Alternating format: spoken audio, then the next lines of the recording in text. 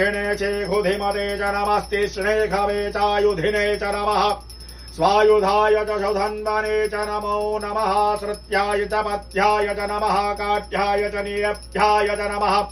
कुल्याय च सरस्याय च नमो नाद्येयाय च वैशन्ताय च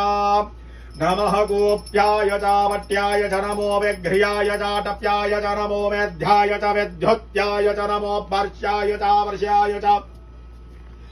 नमो भात्याय च रेह्म्याय च नमो वास्तव्याय च वास्तुपाय च नमः सोमाय च रुद्राय च नमस्ताम्राय च अरुणाय च नमः